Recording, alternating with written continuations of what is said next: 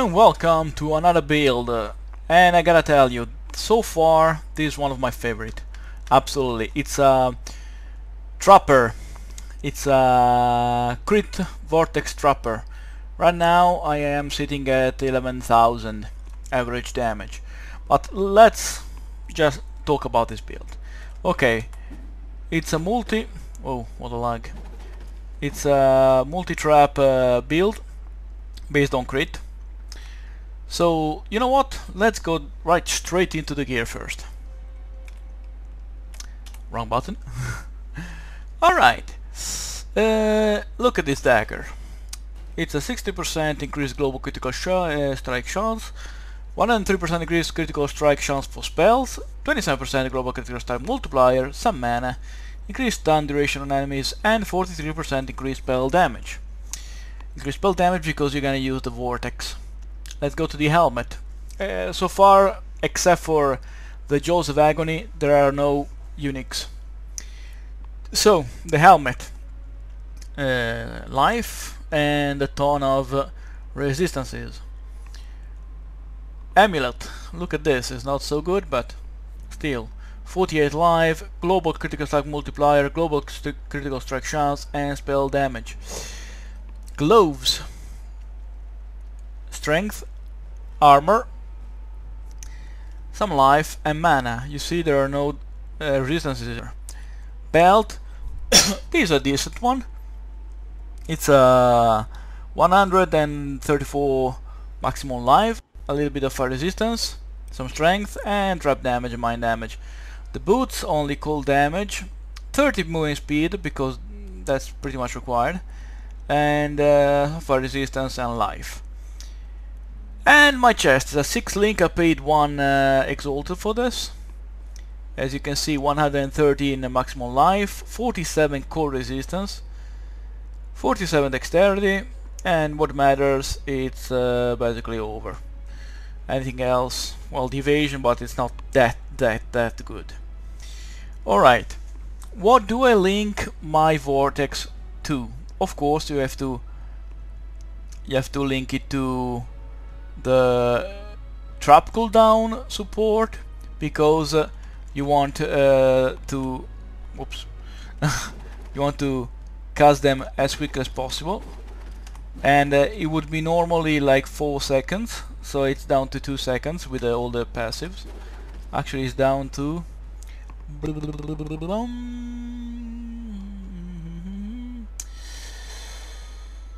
no idea. Well, anyway,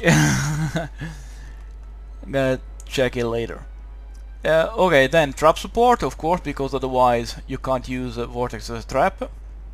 Then Vortex, level 19 in this case. Trap and mind damage support, you want to increase the damage as much as possible.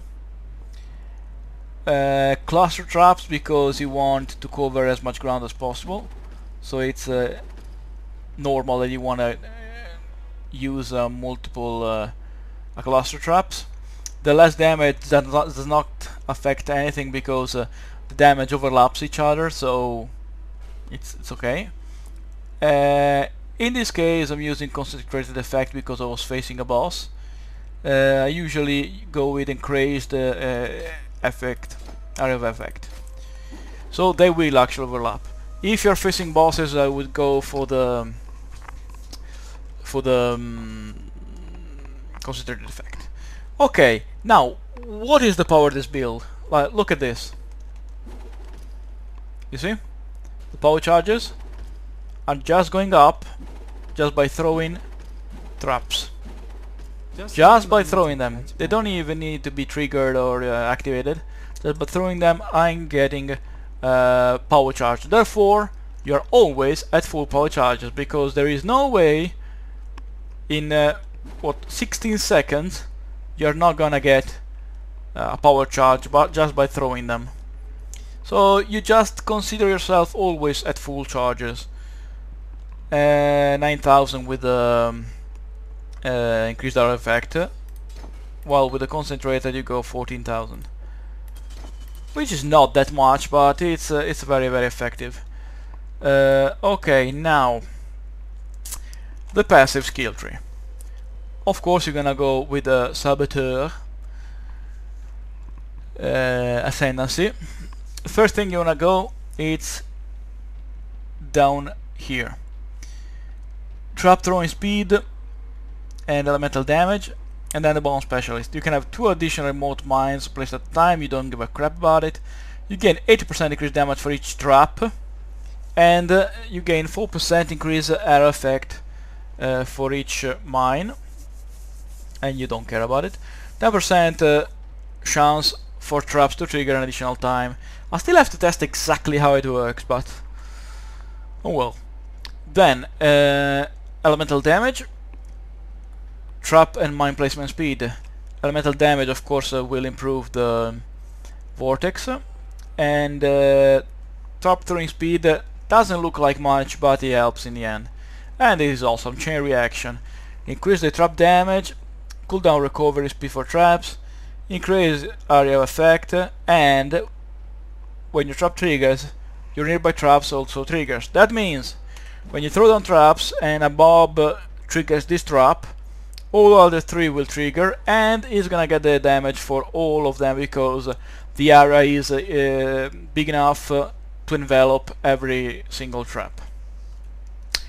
Alright, this and then in the end, of course, the elemental damage, all elemental resistances, you get 10% reduced damage taken from traps and mines, which is decent, but the fact that it penetrates 10% elemental resistance is awesome, and 10% physical damage, extra fire damage is used for the bear trap. The bear trap is given to me by the Jaws of Agony. That gives me level 20 bear trap, and 25% chance to gain a power charge on throwing a trap, and that's why I'm getting power charges just by throwing traps. That's why. Alright, now let's go back to business. Passive skill tree. Yes, you of course start here. You wanna go all elemental damage, elemental damage, elemental damage, elemental damage. I would have gone to elemental focus, but I found out it's much better to have the critical strike chance. Of course you're gonna get some life down here. You go with a cold hard calculation for the spell damage, mana regen, and the intelligence, and then of course you want to take all the traps here. Trap, trap, trap, trap, trap, saboteurs, that gives you an additional trap to be then the power charge, of course the whole trap here except the trigger radius because you don't need it. This is the hair trigger. It increases the trap damage and the trigger radius. Of course, more life again. You go south here, you get a critical strike, another jewel. In this case it gives trap damage, damage over time for the Vortex, and arrow damage again for the Vortex. More life again. You go down here, you take this one, 50% to gain a frenzy charge when your trap is triggered by an enemy. This will help you to have full frenzy charges, and you can have 2 additional traps placed at a time. And this helps with the fact that the more traps you have down, the more damage you deal. In this case I'm sitting at 7,000. You throw the maximum number of traps, which is 11, and now you see it's 9,000. Okay, back to the passive skill tree. Yeah, you go down here and you get all the life possible, because life is extremely important, as you probably know. I chose to go iron reflexes. Sorry.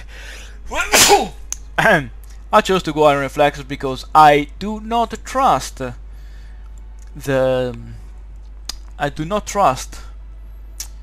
evasion. So I'd rather have this puny 20% damage reduction than having a chance to dodge. Sorry, but I always thought like this.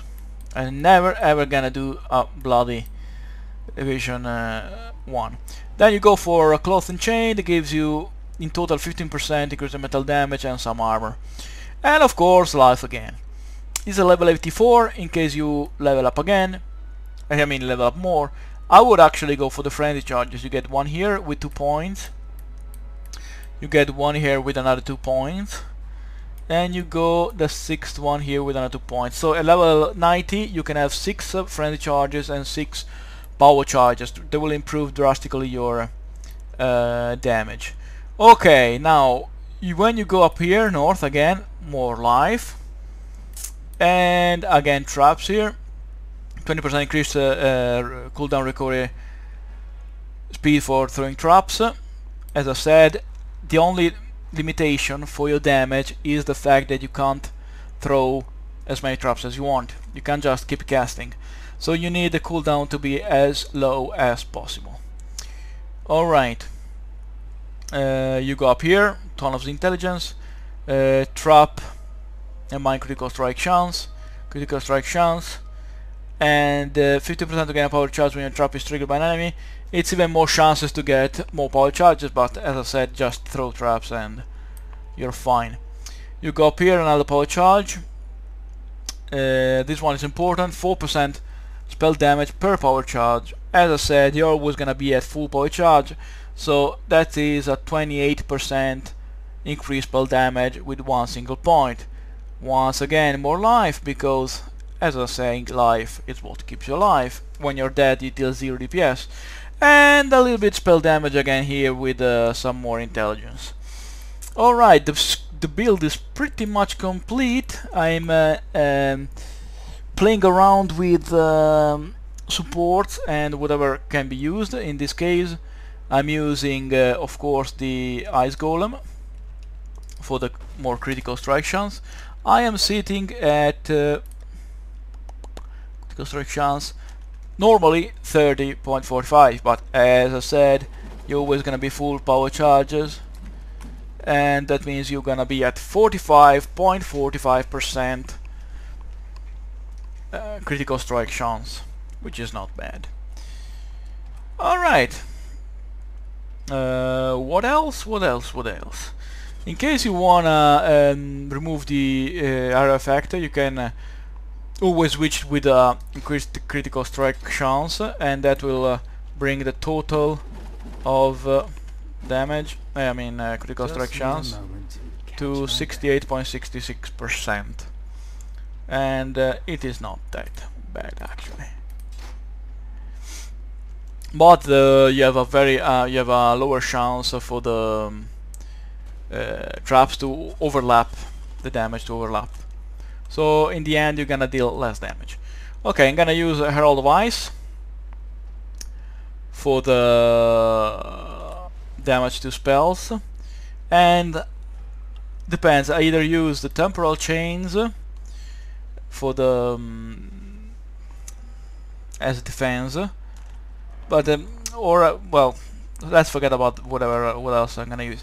Why? Because unfortunately you cannot leech life basically with anything, and whatever you can leech life with is not worth it. Therefore, you're gonna rely on your flask. In this case, I have 4 charges. Each use will refill me completely, and I still can cast without any need to get it again. Click it again. You see how many traps I can throw without using it again? A bloody ton. But anyway, what we're gonna say? Yes, I use the temporal chains because when they're close to me, I just throw down a cluster trap and they're dead, and that's it. If they're not dead, they're gonna die with the damage over time, and I have time to escape moving away. Well, actually, I forgot the rings. No, I didn't forget the rings. Well, yeah, I did. Oh well, no matter. In case I'm feeling in trouble, just pop this granite flask. Will give you a 40% physical damage reduction, which is not a lot, but you are not going to have usually anybody on yourself, because first you're gonna slow them down when they're close, then they're gonna be slowed down even more with the Vortex totem, Vortex trap. So yeah, you're pretty much safe, to be honest. If you run out of charges for the Vortex, just throw down an ice trap. If you're running out of charges with both, you can use the bear trap. That is your, you see 30,000 here with not even full charges. Yeah, 32,000. And I don't even have any friendly charges on me right now. So bam, bam, bam. This is what actually deals damage. And as you know, well, if you don't know, I'm gonna tell you. When an item says that it grants you a skill, in this case a level 20 bear trap skill, it means that any support that you put in is working with that skill, even if the items are not linked. If you have a two-handed weapon that grants you a skill, the sockets does not need to be linked. So you can just put whatever support you want. Alright, well, let's talk a little bit about defenses. I have 20% physical damage reduction, 5% chance to evade, energy shield is negligible. Well, I have a total of 4,647 effective life. I have some avoidance for ignite, stun, freeze and chill and whatever. 30% down recovery and a 24% chance to block attacks. And 0 chaos resistance because I'm in the normal area. Well, I think I've talked enough. Let's see a nice map. All right, here we are. We're gonna play a map tier 9 residence with Dominus as the last boss, as you know. Okay, area is inhabited by animals, 30% more magic monsters, minus 12% maximum player resistances. Monster skills chain 2 additional times. Magic monsters pack each have a bloodline mod. Let's see how it goes. You should be pretty safe, to be honest. You shouldn't worry too much about basically anything. No reflect. Flicker strikers. That's the only thing that are really pissing me off. Just try to throw down some bear traps and you should be relatively fine. Proximity shield, not a problem.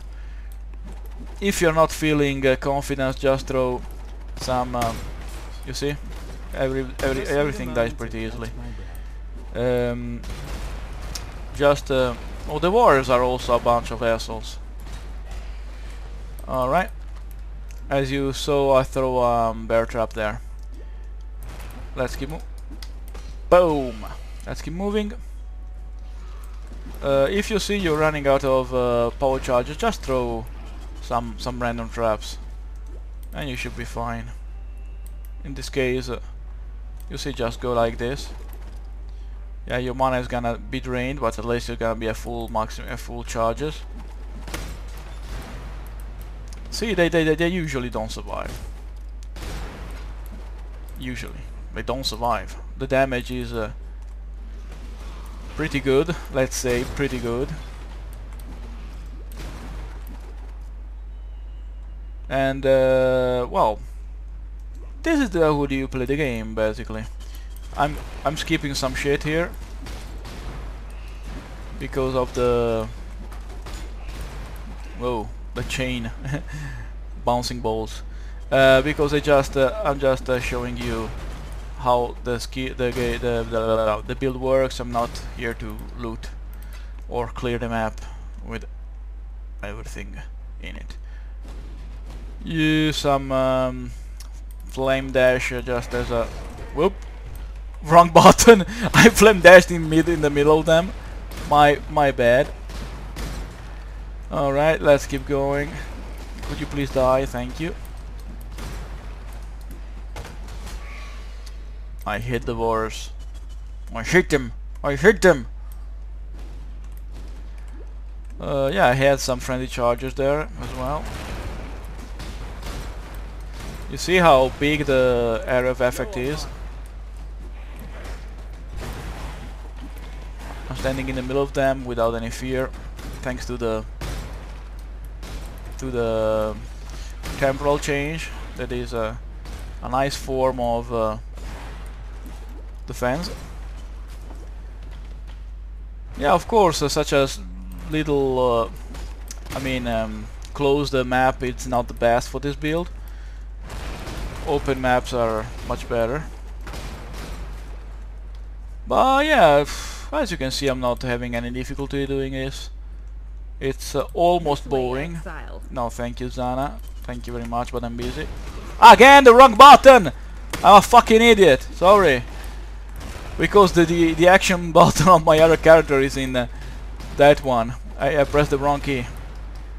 God damn it, I flame dashed in the middle of them. And I still survived.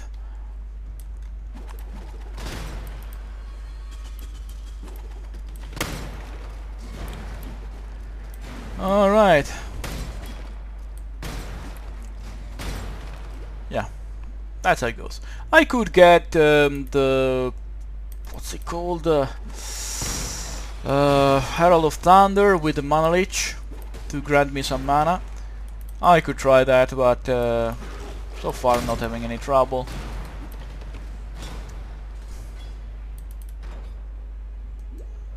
So yeah. Boom. Boom. And everything dies. Am I too dominus? Boom. No, not yet. The touch of God! Oh no, I am too dominus. Have you ever seen the true face of God, Exile? Oh. Nightmare! I love this voice actor. He's so freaking cool.